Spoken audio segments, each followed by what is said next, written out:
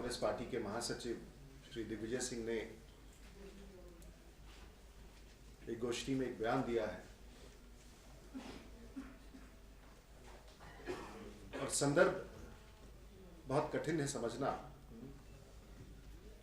उन्होंने कहा कि mister Karkare, late Shri Karkare, the ATS chief, was God for Indian Muslims. It's a very curious statement. And does he intend saying that he was nothing to the Hindus of this country? Does he want to define a martyr to this country, a martyr for a cause, to a religion?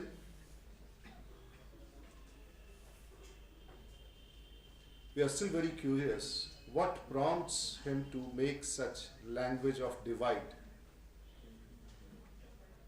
उन्होंने भोपाल में 19 दिसंबर को एक सवाल के उत्तर में कहा था कि ऐसे जवाबों के प्रति he has the blessings of Rahul ji and Sonia. We are very amused with such statements and which of course can be called outlandish.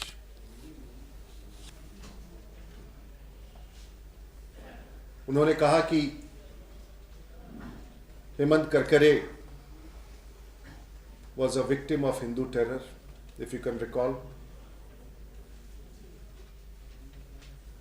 He also went to the extent of hinting that people like Kasab and those who had attacked 26/11, he tried to deviate from that point, which was taken up by Pakistan as a ground to spit venom against India, to show to the world that the statement of a Congress leader and to absolve Pakistan of the crime committed by terrorists on 26/11 in India. Mr. Digvijay Singh is the same person who had raised a question on the Batla House encounter. He had called it a fake encounter. Digvijay Singh वही व्यक्ति है जिन्होंने बाटला house के उस आतंकी मुठभेड़ के बारे में उन्होंने टिप्पणी की थी कि यह फर्जी है। दिग्विजय सिंह वही व्यक्ति है जो आजमगढ़ की यात्रा करके, जो अपने आप में एक den माना जाता है, एक फैक्ट्री माना जाता है टेररिज्म के लिए,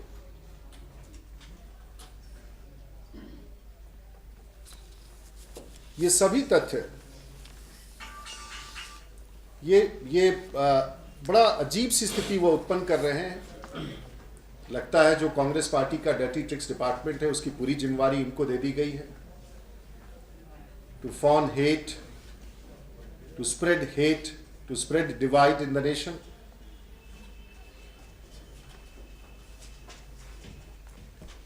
और आपको स्मरण होगा कि जब उन्होंने कहा था कि हेमंत करकरे, स्वर्गीय हेमंत करकरे जी को हिंदू टेररिस्ट का थ्रेट कॉल्स मिलता था और उस समय उनकी पत्नी कविता करकरे ने कहा था और उसे आउटराइटली रिजेक्ट किया था, उसे कहा था बिल्कुल बेबुनियादी है। ये कहा था कि कविता जी ने स्वयं कहा था कि कभी उनके पति ने इस बारे में प्रत्यक्ष या अप्रत्यक्ष रूप से कभी इसकी चर्चा नहीं की। क्या हम दिग्विजय सिंह की बात को माने या उनकी पत्नी की बात माने जो उनके साथ रही? और बार बार कहे जाने पर उनकी पत्नी ने बार बार कहा कि मेरे पति को इस सियासत से बाहर रखिए, बार बार कहा कि वो शहीद हुए हैं, उनको इस राजनीति के पछड़े में मत लाइए।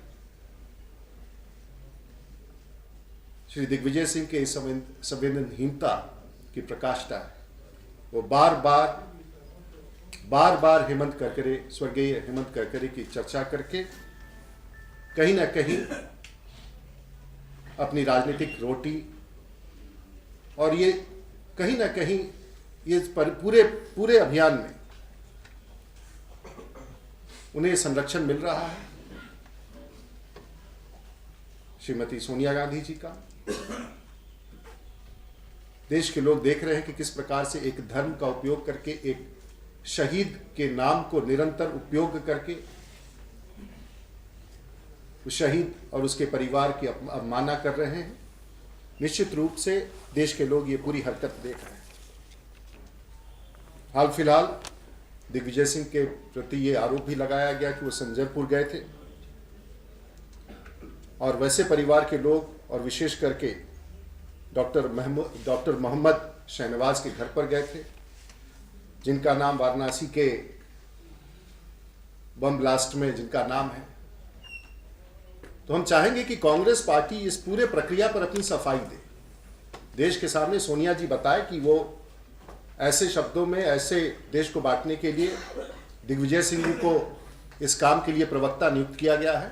बेहतर होगा कि चोरी छुपे ना करके देश को बताए कि दिग्विजय सिंह ऐसी घटनाओं के लिए, ऐसे शब्दों के लिए, ऐसे अपमानजनक शब्दों के लिए, शहीदों के प्रति इस प्रकार की असंवेदनशील शब्दों के उपयोग के लिए नियुक्त किए गए हैं।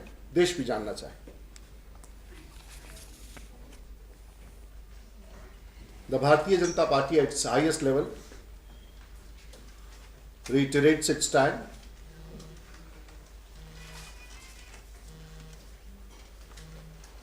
to go deep into the multifaceted 1,76,000 crore scam of the 2G spectrum.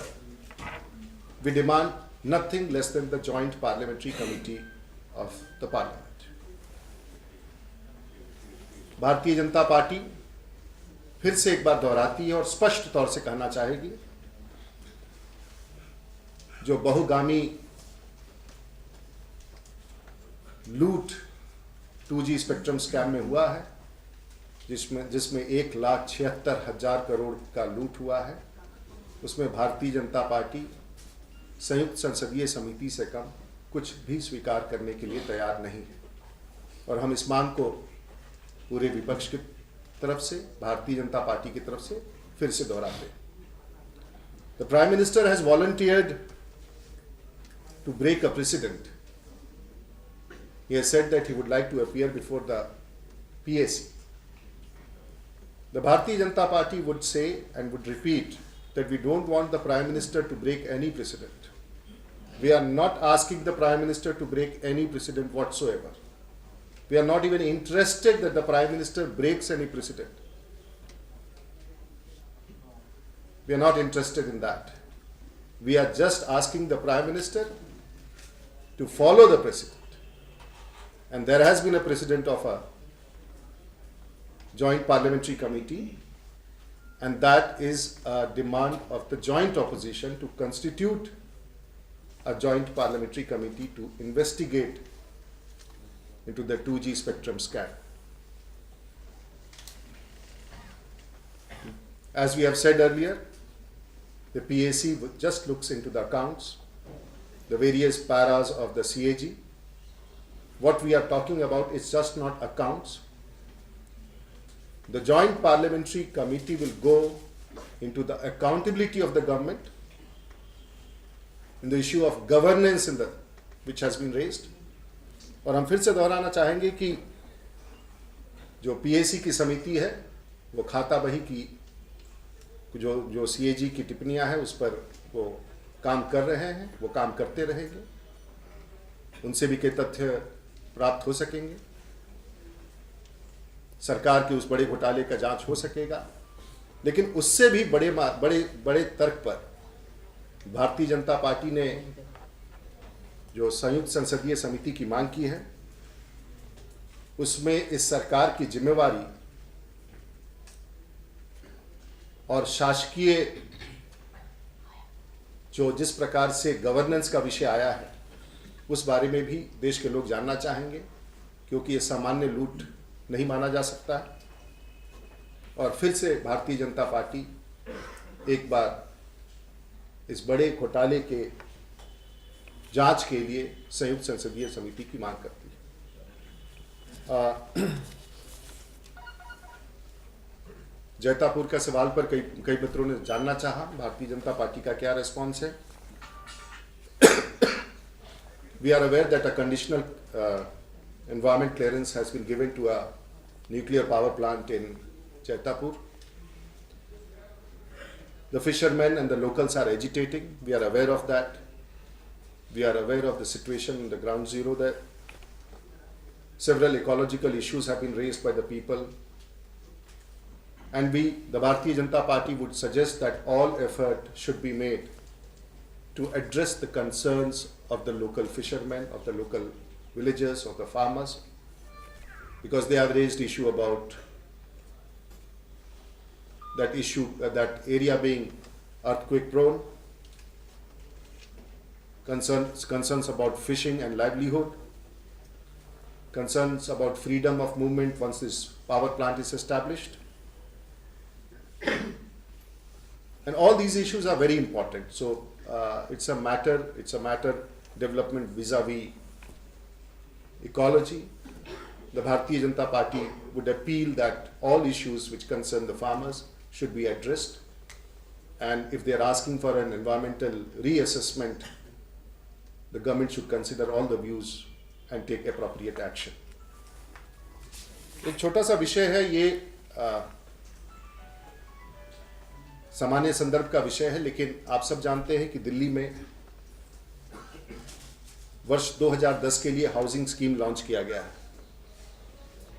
इसमें लगभग 15,574 फ्लैट आवंटित किए जाने हैं, और जो जानकारी में है लगभग 14 लाख फॉर्म्स अभी तक बिके थे, इसमें जमा किए गए होंगे, और जिसका लॉट लगभग 30 अप्रैल तक समाप्त किया जाना है, इसकी लॉटरी निकाली जानी है, और जिसमें 9 लाख रुपए से लेकर के 1.25 करोड़ तक के मकानों के आवंटन का सवाल है। सामान्य व्यक्तियों के पूंजी और सामान्य व्यक्तियों का लॉटरी है, और कई सारे रिप्रेजेंटेशन, कई सारे ऐसी जानकारी मिल रही हैं जो आवेदन भरने के दौरान बैंकों के बाहर, डीडीए के बाहर कई प्रकार के मिडिलमैन, कई प्रकार के एजेंट्स, कई प्रकार के रियल एस्टेट एजेंट्स सामान्य व्यक्तियों से बड़ी बड़ी राशि की मांग कर रहे हैं, और ये विश्वास दिला रहे हैं कि यदि ये राशि दी जाएगी इन लोगों को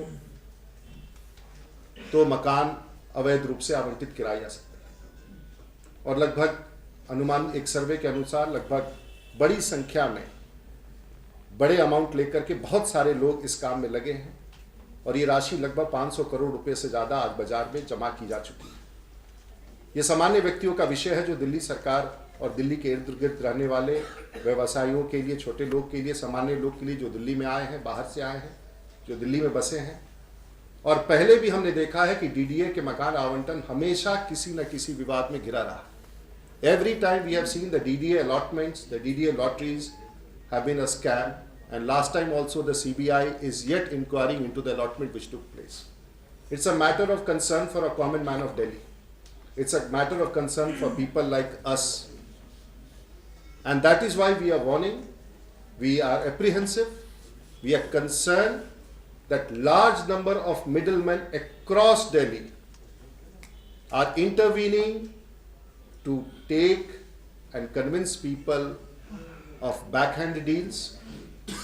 The vigilance agencies, the Delhi police, the government of the day, the BJP would demand that preventive steps, appropriate steps, a full transparent lottery system in full public eye, which cannot be questioned tomorrow, should be considered for allotment and lottery of these DDA houses. We are the Bharatiya Janata Party, in the backdrop of what has been happening with DDA and DDA house allotments, would like to place on record that we are concerned about the concerns of a common man who uses his lifelong savings to invest in such property, should be protected. And since we have received representations, we are witness to large number of middlemen intervening in such actions, government should take due cognizance and take appropriate preventive measures. बहुत बहुत धन्यवाद। कुछ सवाल हो तो